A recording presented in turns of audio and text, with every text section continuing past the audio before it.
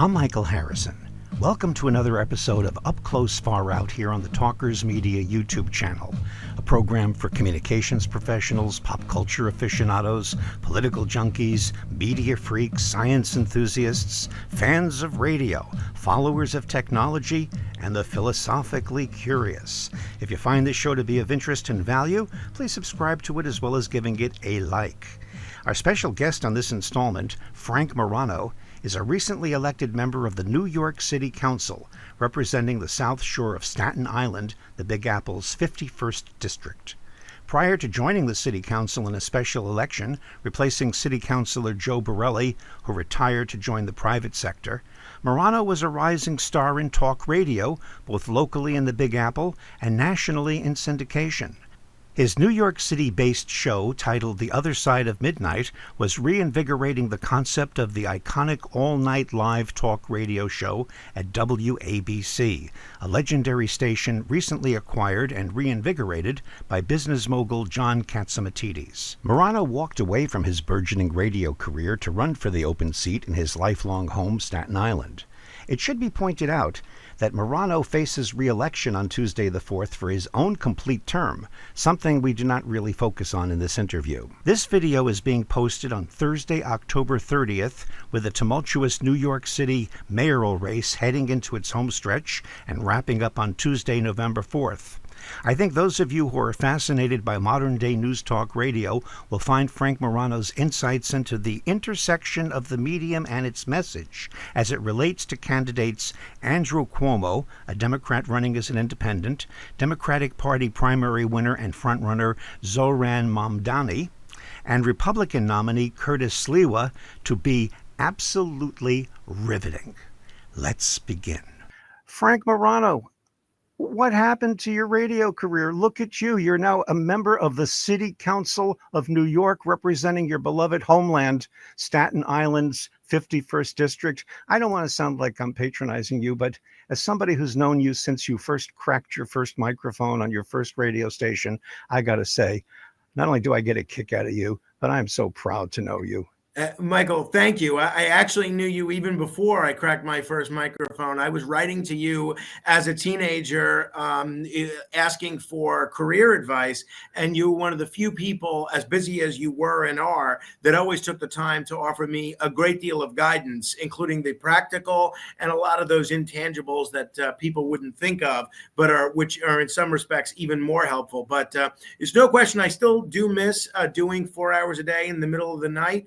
However, I love what I'm doing now. We're doing some really interesting things, but I still try to make talk radio as much a part of my life as I can. I fill in on a couple of shows from time to time. I still guest on a couple of shows on a weekly basis. And I'm still as much a fan of talk radio as I've ever been. And I'm hoping that whether it's in 4 years or 8 years or whenever my time in public service ends, I will go back to being a radio talk show host full time, because as a guy that's done this, both from the music side and the spoken word side, you can take the talk radio host out of the person, but you can't take whatever. You get what I'm trying to mean. I'm still a disc jockey at heart. Exactly. I still talk records up to the post, which anybody in the industry, and this show has a large industry following. It's a show, I'd say 80% of the people that watch this particular video podcast are in the business.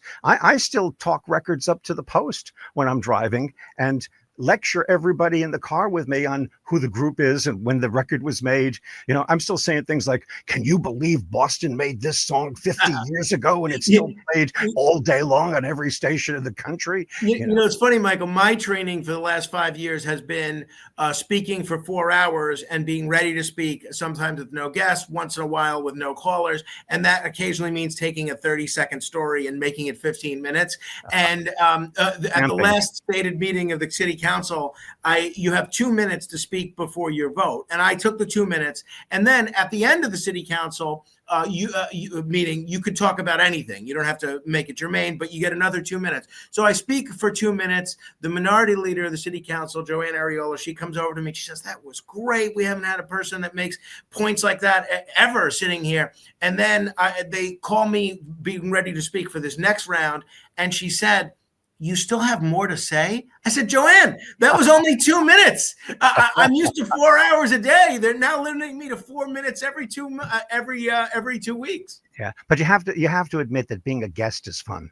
That it's a whole different deal. I don't think you were a guest as much in the early part of your career as you were a producer. As you started out as a listener, you became a producer. Then you were on the air. You had your own show on the weekend, and then you wound up full time. Then you wound up going from The Answer to WABC, and all of a sudden, you're like this fellow we have as quarterback up in New England, Drake May. You went from being a professional to being an MVP. I mean, you suddenly became great, and I cannot praise you enough for the work that you did. I think in 2000 you started, not 2000, 220, you started to do The Other Side of Midnight and syndicated. You walked away from a very, very successful show and career. I'll be honest with you, Michael, that was maybe and I probably shouldn't say this, especially going into an election, and I don't want my constituents to think that I view them as anything other than one of my highest priorities outside my family. But that was maybe the most difficult decision that I've ever made. And, I try not to look back I try not to wonder, the road not taken and things of that nature. But this past weekend, I was at a veterans barbecue, and, these are my listeners. These are all people a little bit older, I'd say about 60% right leaning, people that may have trouble sleeping. And about 30, 40 people came up to me and said, we're kind of glad you won, but we're pretty upset that you won because now I have nobody to listen to at night. No disrespect to the people that they've made adjustments listening to at night, but your show was just something very special and very different. And when I meet the station managers, whether it's at Talkers or other event, industry events, when I meet station managers of affiliates that we had, they all come over to me and say the same thing, which is, your show is really so different than anything else that is on overnight, and we really miss having you. You really made our station and our listeners feel like a part of, that we were in on the joke and a part of the listening community. So when I hear stuff like that, I do feel kind of bad. But every time you get to help one person on an individual basis, or allocate $500,000 for a new auditorium for a school, or do any number of interesting things that I think we're doing on the public service sector, then I feel like I did make the right decision. But I would be lying if I told you I didn't miss being on the radio very, very much. Well, I'm sure that the listeners miss you, but the fact of the matter is what you're doing now is a mission, and what you're doing now ultimately is as, if not more, impactful. I don't want to say important, but you're able to make a big difference. It's interesting, Frank, radio, and I have been studying radio since I'm a kid, and that means I could have interned with Marconi. Following radio, have always found a similarity from era to era to era, that it's a grassroots medium, that it's a very hip, cutting edge, populist type of a medium. It's plugged into the issues, plugged into the lingo. It's the people's medium. It's the people's platform. And I have witnessed you using the research methods, the promotional methods, the campaign methods, the press release methods. Everything that you're doing, I can see, is rooted in that grassroots populism of radio, talk radio particularly, but radio. You have really blended your radio background into a very active force now as an elected official, and I know that's no accident. Okay. I so appreciate you recognizing that, Michael, and it's definitely something that I've noticed with Curtis's campaign and his transition from radio talk show host to mayoral candidate as well, because there are all sorts of things, there are all sorts of skills that you hone as a talk show host that really serve you well on the campaign trail, both the things that might be obvious, like needing to be able to be entertaining, engaging with an audience, and being able to answer any question on any subject, no matter how little you know about it, when a caller or someone in the audience asks you about this particular question. But some are not so obvious. You mentioned marketing and press releases. I think one of the things that I've been able to do is use radio as a medium for communicating with constituents in a manner that most of my colleagues honestly just don't think of, at least as their primary source of communication. But the other thing is internal. On the radio, you get very used to perfect strangers telling you exactly what you're doing wrong on every single night, right? And in politics, you have to be used to that very same thing. You have to be used to someone you've never met, never spoken to, walking up to you and explaining to you exactly why you're so wrong about X, Y, or Z. Only in the case of politics, unlike talk radio, they'll blame you for everything. You got to be prepared to take the blame for the situation in the Middle East, tariffs, or the speed bump that never got installed. On radio, usually at least you're accountable for the things you've actually said. So it's been a learning experience for you, and 100%, and it's causing you to have even thicker skin than you might have had before. But some of that is due to the way a politician or an elected official or a public servant, however we want to describe that job, connects to the people via the party. Now you ran and you're running and you're still involved in a transitional situation there in terms of the seat, and you have an election coming up as well, but you're doing it as a Republican. And you mentioned Curtis Sliwa. I want to mention for our viewers that you and I are doing this in real time on Wednesday, October 29th, 2025. The election is coming up on, I believe, the 4th of November. So we're a few days from the election. It's been a heck of an election. How are you handling? Well, first of all, a lot of the people watching this don't have the bird's eye view you have. Sure. So set it up. What's the craziness going on with Curtis running as a Republican and not getting the support of everybody necessarily that should be supporting him? Yeah. And I'm referring to WABC. You alluded to this at the onset of our interview. Curtis and I have a long professional history, a long personal history, and quite frankly, a long political history. You mentioned the fact that we're both running as Republicans now. That's true. But we both were the leadership of the New York State Reform Party just 7 or 8 years ago. So we've been through a lot together. So the relationship that I have with Curtis is familial. So people should guard themselves from my pro-Curtis bias, understanding that's where I'm coming from. You're not getting someone that views all the mayoral candidates the same way. I am an overtly Curtis partisan. I think this mayoral race really presented and presents to some extent the most extraordinary opportunity that Curtis has ever had to be mayor and that a Republican has had to get elected mayor since 2005. Why? Because of the dynamics of the race, where you have a Democratic nominee who's quite polarizing.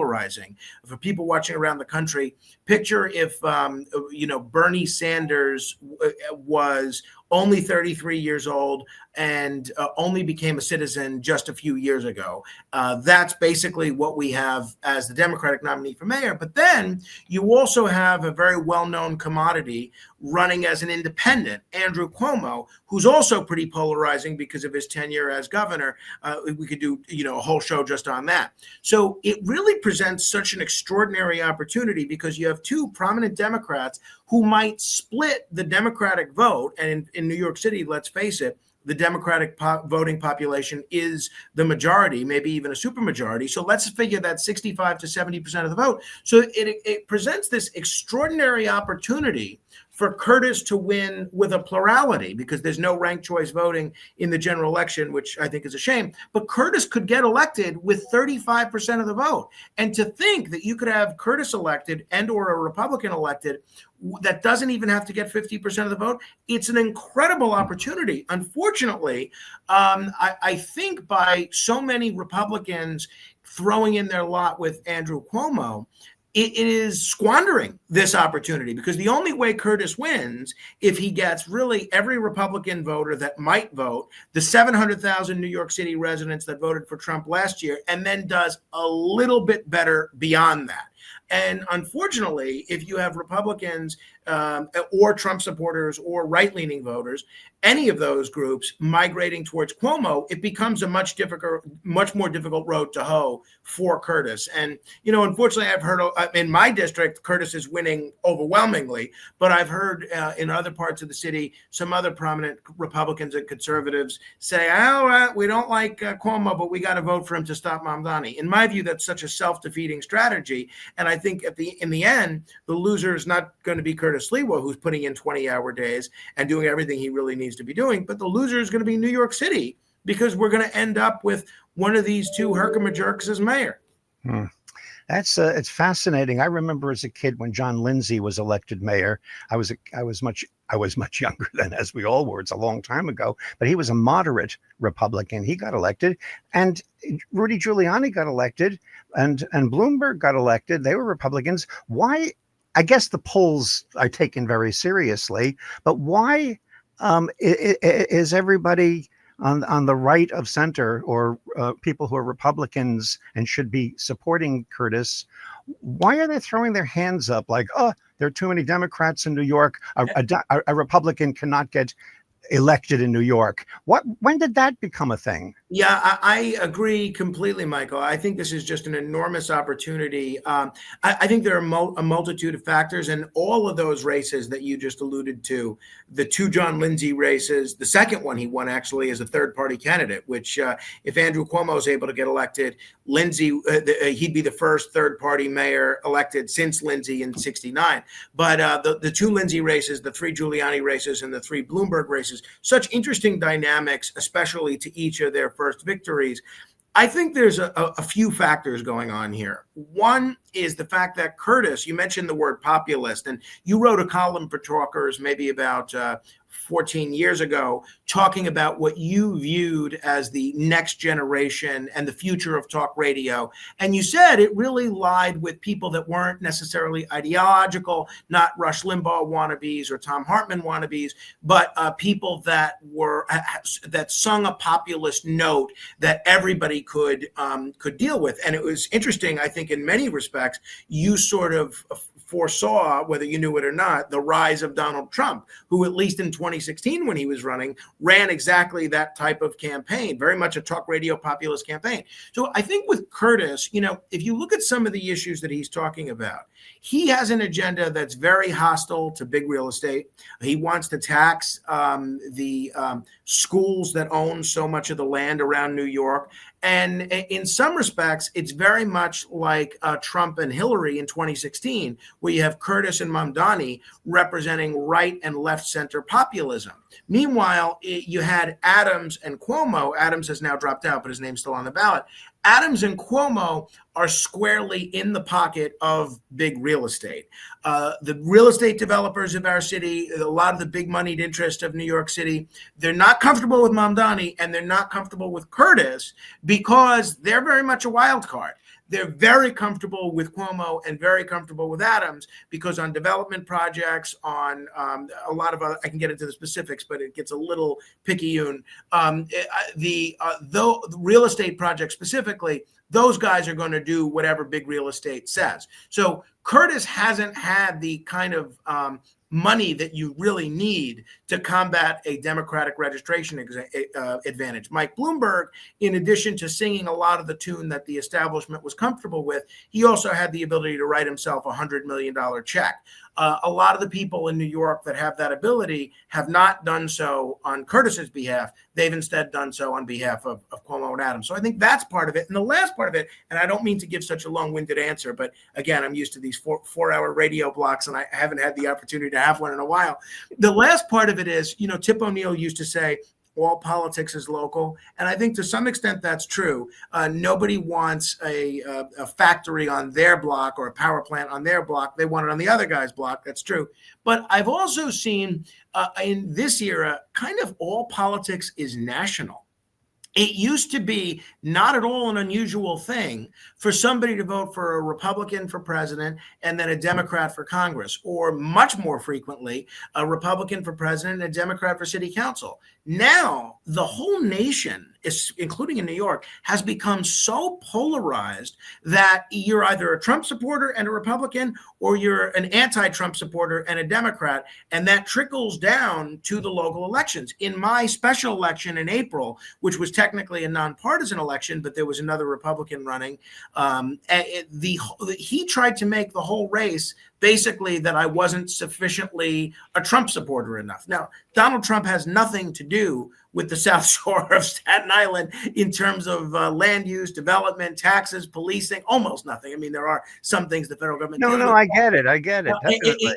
It's we're in this mentality where we've picked a team, and that team mentality, unfortunately, trickles down to the local level, even if it means voting against your economic interests. So how are you handling the Trump factor? Yeah, well, look, I'm a Trump supporter, although because on the radio I was critical of Trump every time he did something that I disagreed with. That was not that was not sufficient for some people. But I think clearly we also won a Republican primary in June with 80% of the vote. So I think enough Republicans believe that I'm not going to secretly roll out the red carpet for communism. But look, I think the Trump factor is a little bit different in my district than it is in the rest of the city. So what I have to deal with is much different than what Curtis has to deal with. Trump is a rock star in my district. They would elect him Pope and president combined for life if they could do that in my district. That's not the case with the city as a whole. I would say, based on the voting numbers last year, he's got about 30% support within New York City. So that's part of the reason Curtis has a much tougher road to hoe than I do. Where it does present an interesting challenge is, I serve in a legislative body where I think about 40 of the 51 members really view Donald Trump as the devil incarnate. So they know that I'm a Republican from a Trump supporting district and a Trump supporter myself. Most of my colleagues have been pretty willing to not look at me as simply that sort of a caricature and actually get to know me beyond that. And in some cases work together on common sense bipartisan legislation. So I have a much easier time handling the Trump factor than maybe someone like Curtis does. Very well said. And you've given us a lot of clarity about the election for those of us who are not in New York and bombarded by it constantly. You mentioned that Trump utilized many talk radio techniques. I consider Trump to be the first shock president. Like we had shock jocks, now we have a shock president. Trump is a talk show host. Trump, whether you like him or not, views the presidency as a talk media pulpit, a bully pulpit. He can't get enough of it. He's on constantly, and that's a whole other story. But Curtis Sliwa, one more thing about Sliwa, and then I want to talk a little bit about the radio situation in New York and your take on Zohran Mamdani, who is also quite a mysterious image as you get further from the Big Apple.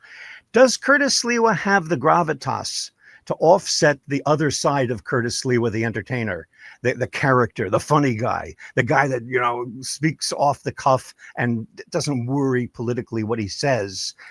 I know Curtis Sliwa for years, just like you.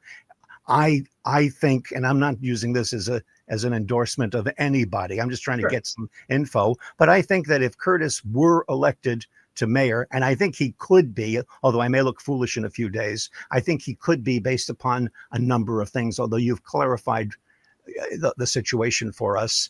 But does Curtis have the get away with the beret and the sateen jacket and the whole Spider-Man image that he has? I had lunch with him once. I felt I was having lunch with Spider-Man in New York. He had that. He's like a superhero in New York on that level. Does he have the gravitas to be a good mayor? I believe that he does. For starters, I don't know that people appreciate how difficult it is to manage the kind of talk radio schedule that Curtis has over the years. And I don't mean just he puts in a lot of hours. A lot of people put in a lot of hours. But to have the sheer breadth of knowledge on so many different aspects of life And Curtis does it better than anybody, and he knows, honestly, more than anybody. I told Curtis before the first of two debates that he had with the other candidates that I thought he had two challenges. One I alluded to earlier, which is he had to keep Republicans on the reservation. But the other one, I said, you've got a lot of New Yorkers that know you, who view you as somewhat clownish.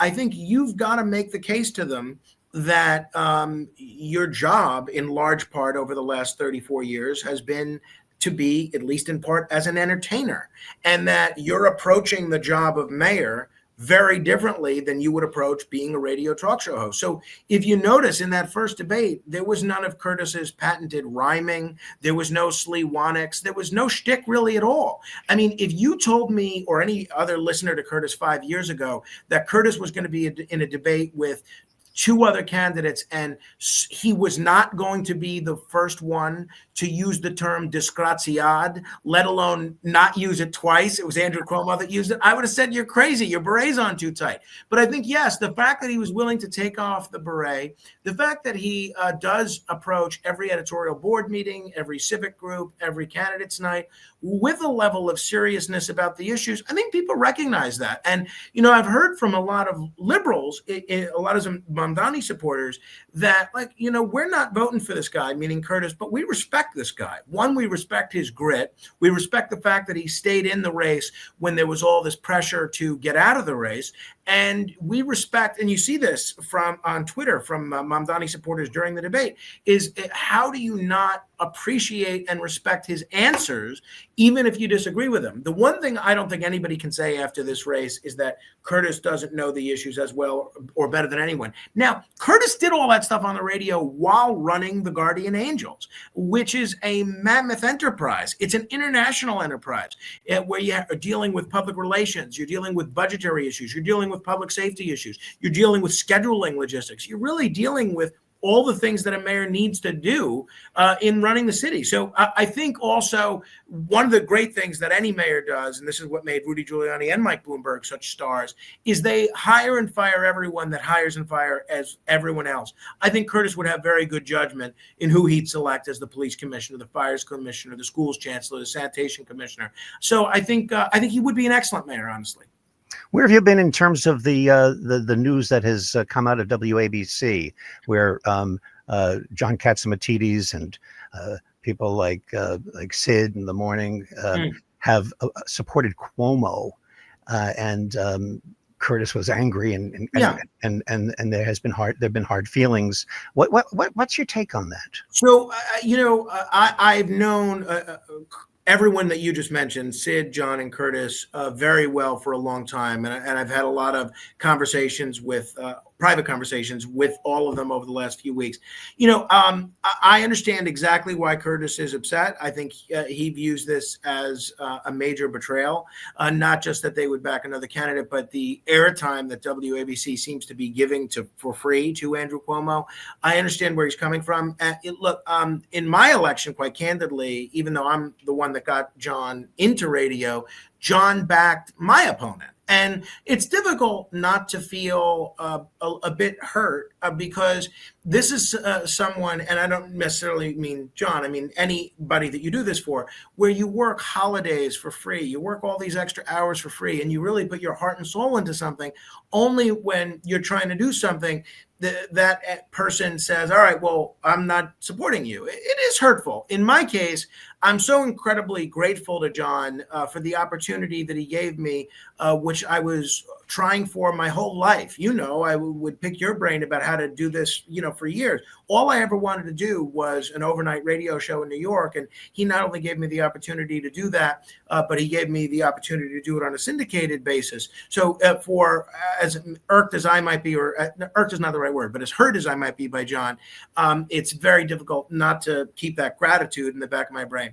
In the case of Sid, Sid is an entertainer first and foremost, but he's developed such a massive audience that he's been able to become this political power broker, the likes of which I don't think anyone ever anticipated. And because there's not really a morning show, at least on AM, that has his kind of listenership and his kind of depth, he has the kind of influence politically that I don't even know if Bob Grant had in 1993 when he was trying to make New Jersey Florio free, or in that era of talk radio, because there were a lot of other powerful talk show hosts. The thing that is somewhat disappointing with Sid is that, unlike, if he, like Arthur Aidala, for instance, I believe Arthur genuinely believes Andrew Cuomo would be the best mayor. If that's where you're coming from, I get it. But I think Sid knows that Curtis would be the best mayor, and he's backing Andrew Cuomo out of practicality. I don't fault Sid for that, because Sid, as you know, is the biggest Zionist on the planet. He, I think, calls himself, depending on the day, the king of the Jews.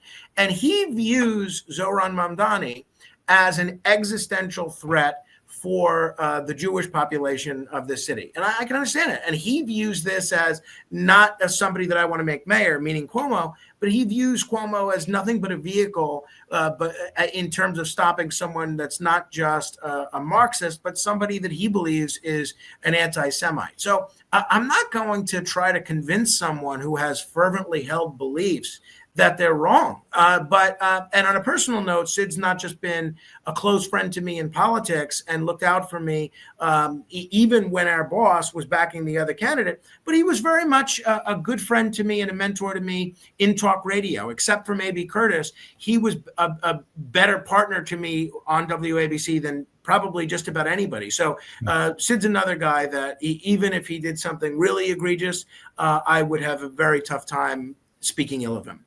Wow. It just goes to show the intersection of talk radio and politics can be especially in this election. You've never seen anything like this. The emotional. Only thing that's even close to this is 1977, when you had Barry Farber running for mayor of New York City and Mario Cuomo running as a third-party candidate. But I've never, and for people that keep saying, "Oh, talk radio's dead, talk radio's dead," every day this mayoral election is being played out on the airwaves of the 3 talk radio stations of New York City. So I'm going to let you get your licks in, and we're going to end it with this. Is Zohran Mamdani that dangerous, in your opinion? I think the jury's still out, right? I think the things that he said on policing and the state of Israel and Jewish groups and the Holocaust and Columbus, it certainly has not been reassuring. That being said, if he's elected, I am going to do what I've done with every mayor and wish him the best, hope that he succeeds, cheer him every time he does something I agree with, and vehemently oppose him every time he does something to hurt Staten Island. But I hope not, but I fear, if past is prologue, that he may be.